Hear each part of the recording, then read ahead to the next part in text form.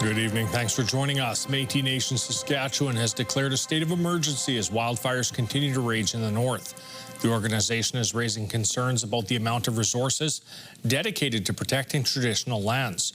Leaders say the muskeg fire burning near the northern village of Beauval is not receiving the same level of attention as the bull fire burning in part inside Prince Albert National Park.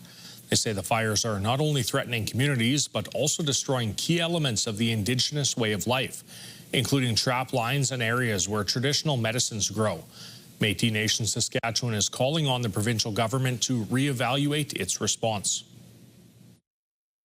It's our constitutional right to harvest off these lands as we have for generations, and we need to protect that. Those rights have value. We shouldn't have to compete with the value of a structure versus our traditional territories. CTV News has reached out to the government for a response, but did not hear back by broadcast. The Prince Albert Grand Council is asking the province to revise its disaster assistance program to include the dozens of trapping cabins lost to wildfires. PAGC says these cabins are essential to the economic and cultural survival of many northern Indigenous families that rely on them for hunting, trapping, harvesting, and fishing. The Provincial Disaster Assistance Program's 2025 guidelines specify cabins must be a primary residence that can be used year-round in order to qualify. CTV News has reached out to the province for a response.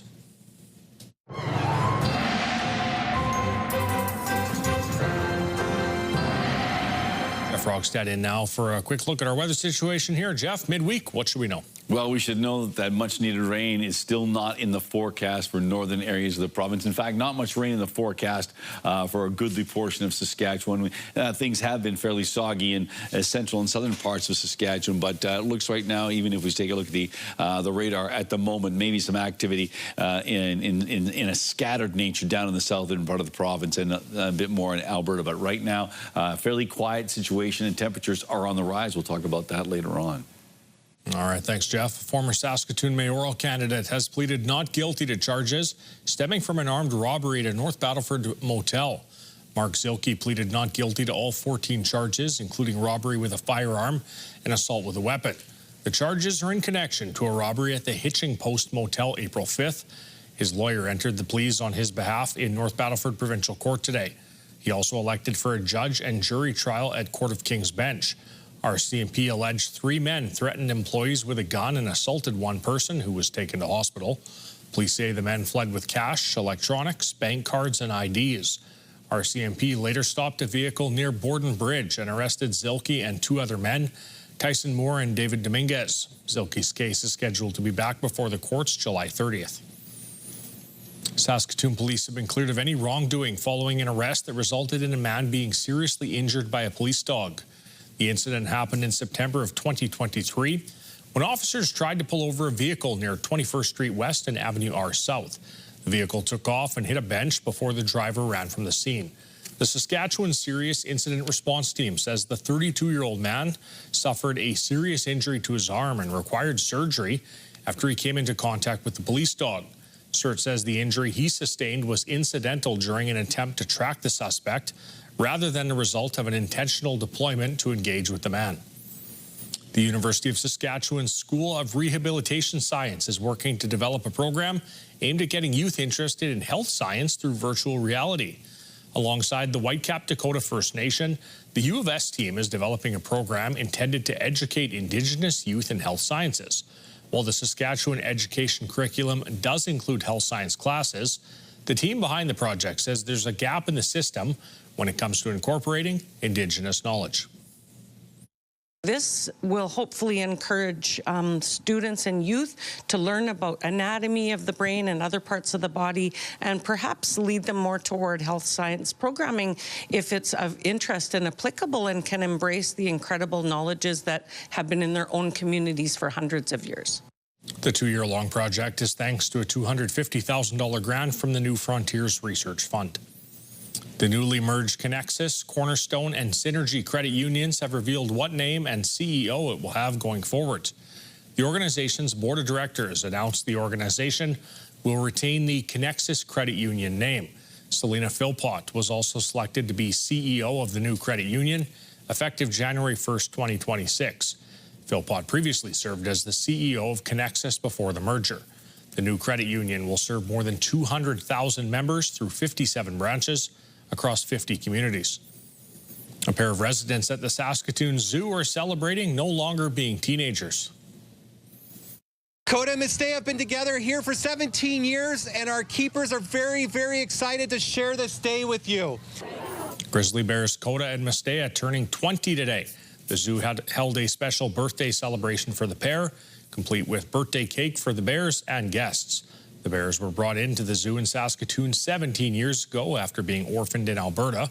And Grizzly Bears usually live between 15 to 18 years, so the zoo says it's a milestone to reach 20. It also announced plans to create a brand new 6-hectare bear habitat. So we have a preliminary drawing that you can see here today, and then we're going to start our architectural drawings here hopefully in the next few months. That'll take about a year or year and a half because it's over a 6-acre facility, so it's a really big, complicated system to get set up. And so over the next year, we'll be out fundraising, looking for exciting things, and then so hopefully we can start construction in another year and a half or 2 years. Visitors can get special behind-the-scenes tours Saturdays and Sundays to learn more about the Bears. Tickets and more information can be found on the zoo's website. Still to come, a first-hand look at research in action, details on a fun agricultural event and how you can take part.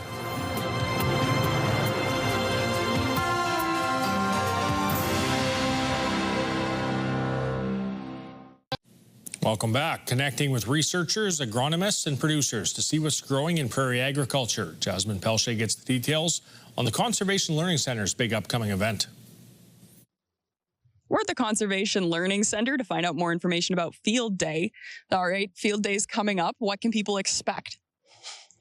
So Field Day is a guided field tour of some of our research trials that we have on site. So the goal is to bring farmers out to be able to get real life demonstrations of new practices and technologies. And this year, we are also going to be celebrating the opening of our brand new shop. So we're having our grand opening for our shop, including cake. And then in the afternoon, we are hosting a public field tour as well. So someone who maybe hasn't been out to the Conservation Learning Center before and wants to come and learn about what we do here, it's an opportunity for them to get a tour of the farm as well. Who is Field Day for? Is it an all ages type thing or? It can be, yeah. So we do have producers that bring children occasionally, and we have farm activities that we can entertain them with as well. But yes, it's for any producer, farming industry person, or just general member of the public that's interested in hearing more about agriculture in Saskatchewan, of all ages, all walks of life. I don't know how long Field Day's been going on, but where did the idea for it come from? So it's a pretty common practice with agricultural demonstration sites in Saskatchewan like ours. And so ours has been operating since our inception in 1993. Long time. Yeah. And if people are looking to find out more information, like including when is it and where they should go, if they're interested in going to Field Day, how can they do that? So the best way to find out information would be through our website, which is saskclc.ca.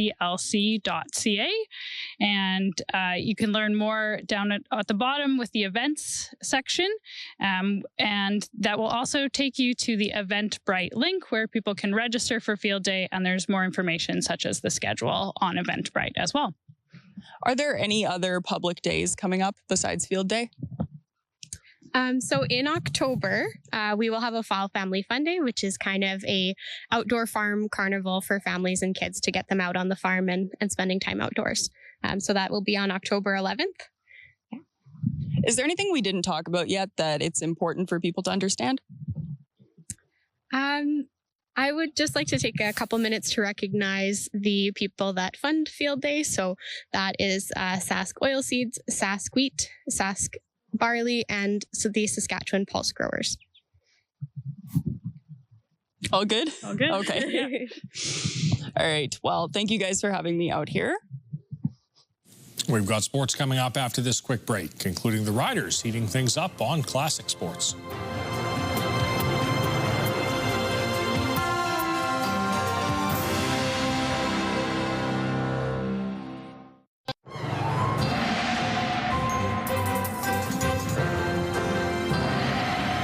Jeff Rogstad back in for a full look at our weather forecast here. Jeff, midweek, how are we looking weather-wise? Well, we are hoping for rain. We're always hoping for rain, but right now the computer models and the forecast models are not indicating the rain going to the places that need it the most in northern Saskatchewan. I know I've been saying that a lot, but that's just the reality of where we stand.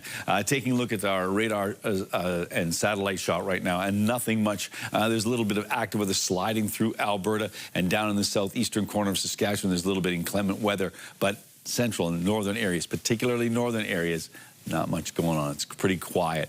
Let's take a look and see what we've got going on with the computer models. Well, I'll step out of the way, and as you can see, the computer model is indicating a little something slashing into just the edge of Saskatchewan, and we'll wait and see if it adds up to something more significant, but that's a fairly thin line of storms, and it looks like a lot of the active weather is going to be hanging around Alberta.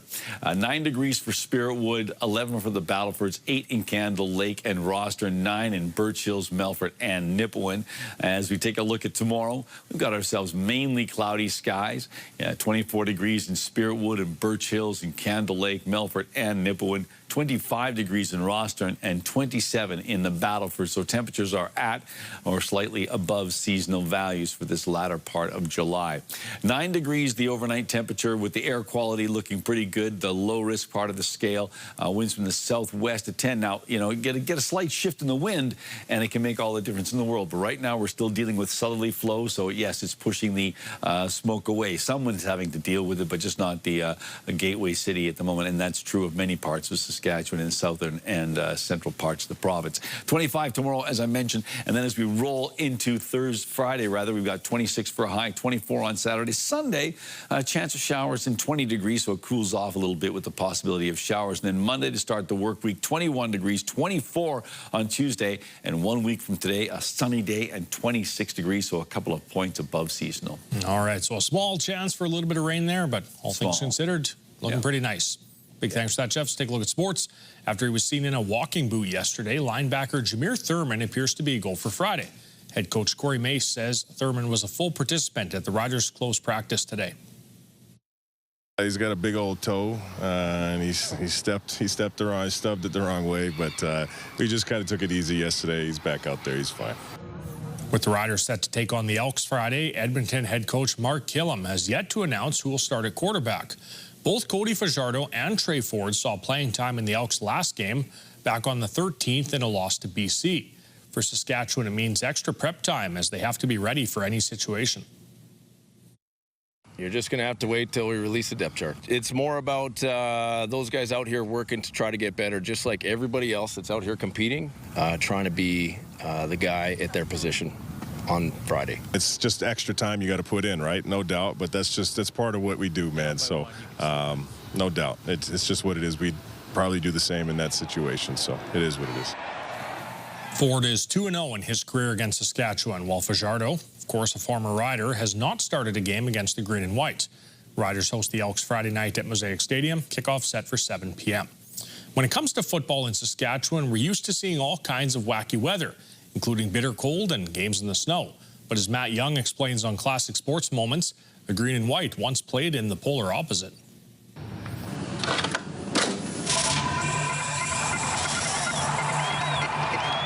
We often hear about some of the coldest games in football, but this one was one of the warmest.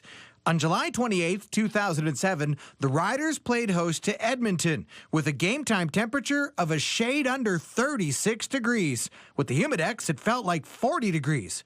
One of the warmest games ever played in Rough Rider history.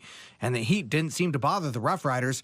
The Green Machine scored 34 points in the first half, including 2 touchdowns from Matt Dominguez. The special teams also stepped up in the form of a blocked punt return by Kyle Mitchell. Kerry Joseph also got a touchdown as well. Everything was going right for Saskatchewan, who cruised to victory over their division rivals, winning 54-14. Perhaps a sign of things to come, as later that year the Riders would go on to win their 3rd Grey Cup in franchise history and host a parade where temperatures were much, much cooler.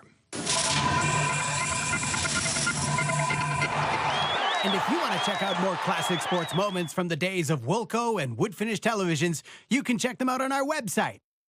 The Toronto Raptors will hold training camp in Alberta for the first time in franchise history. He's got a great awareness of where the other four guys are. You can put him in actions like that. Oh, Mobo! The team will prepare for the upcoming NBA season by training at the University of Calgary, September 30th to October 2nd. No sessions are closed to the public, but the Raptors will have an open practice October 3rd. Toronto will open preseason action against Kitchener's Jamal Murray and the Denver Nuggets October 6th at Rogers Arena in Vancouver. All good things must come to an end. The Toronto Blue Jays were looking for a 12th straight home win last night when they continued their series with the New York Yankees. High in the air, deep right field. And it is gone. Yankees taking a one-run lead with a homer in the top of the ninth, and the Jays were unable to rally in the bottom of the inning. The teams wrap up their series tonight in Toronto. The Jays have the second-best record in the American League, just one win behind Detroit. Do you have a community event you would like to promote? Or maybe you'd like to draw attention to your organization. Let your local CTV station help you spread the word. Contact us at 306-922-6020 or email panews@ctv.ca. You can appear on CTV Prince Albert's News at 5 and get your message to our viewers.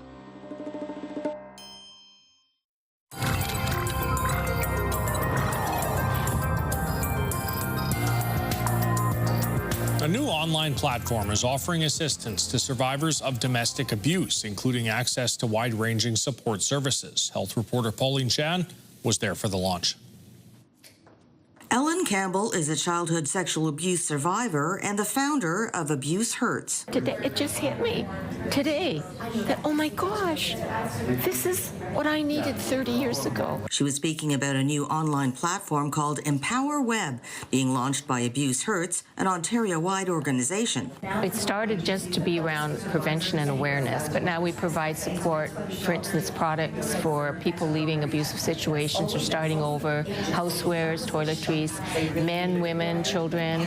We service about 100 agencies and do about between 8,000 and 10,000 individuals a year.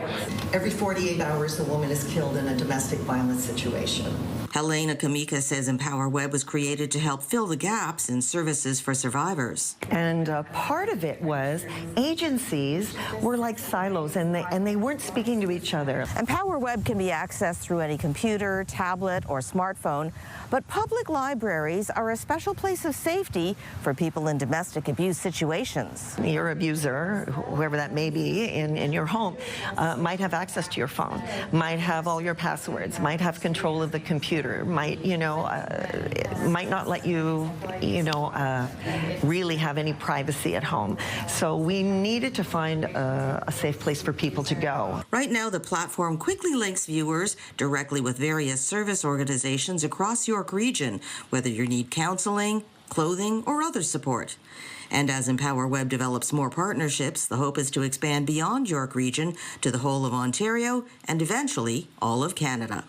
Pauline Chan, CTV News. Doctors and infectious disease experts say Alberta's measles outbreak situation is critical, and they're calling for stronger action from the provincial government. Mark Villani has more. Cars come and go on any typical day at the Alberta Children's Hospital, but so do the risk of infections. That is definitely scary. It makes you think, what are they kind of doing to hopefully protect us? Alberta Health Services says a measles positive patient visited the emergency room here on Sunday, July 13th between 10:08 a.m. and 2:14 p.m. while symptomatic. It means anyone in that area born after 1970 with fewer than 2 vaccine doses could be at risk. It's definitely been kind of in the back of my head. I was at Stampede, and there's obviously massive crowds there. I partly blame the provincial government for this, for not putting the attention on the matter and promoting things like vaccinations. Alberta now has over 1,400 confirmed measles cases, the highest per capita rate in North America. 18 new cases were reported on Tuesday, the vast majority in the province's south zone.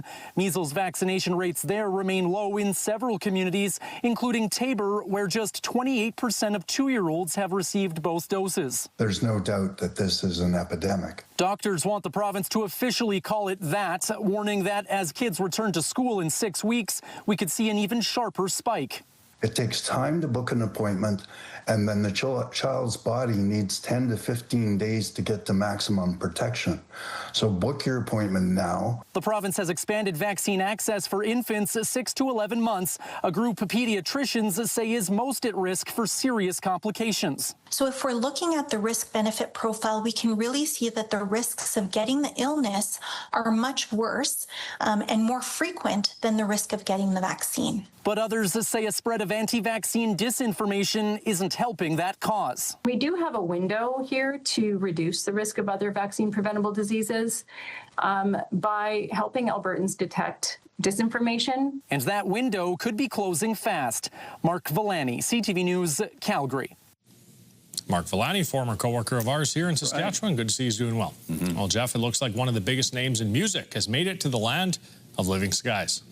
I'm moving to Saskatchewan. 4 months is feeling. Back in December, pop star Chapel Roan teased coming here as she mentions the province in her yet-to-be-released song, The Subway. She's uploaded a video to Instagram showing what looks like her driving a truck with a Saskatchewan license plate down a dirt road and going past a Welcome to Saskatchewan sign. There you go. The album's called Subway. The song's called Subway. The song's called Subway, yeah. We've got a lot of those here in Saskatchewan. Exactly. We got the sandwich shop. We don't have the Underground Railroad. Yeah, right. There you have it. Yeah. Jeff, a little bit of time here. Talk weather. Well, let's talk a little bit about the fact that, yes, there is some rain in the forecast for Prince Albert, and that's Sunday. It's just an even chance right now. There is a slight chance of some shower activity in northern areas, Friday, Thursday night into Friday, but it's fleeting, and I don't want to get people's hopes up too high, but maybe keep your fingers crossed. All right, good stuff. Big thanks for that, Jeff, and thanks to all of you for tuning in. Really appreciate it. Have yourself a wonderful evening.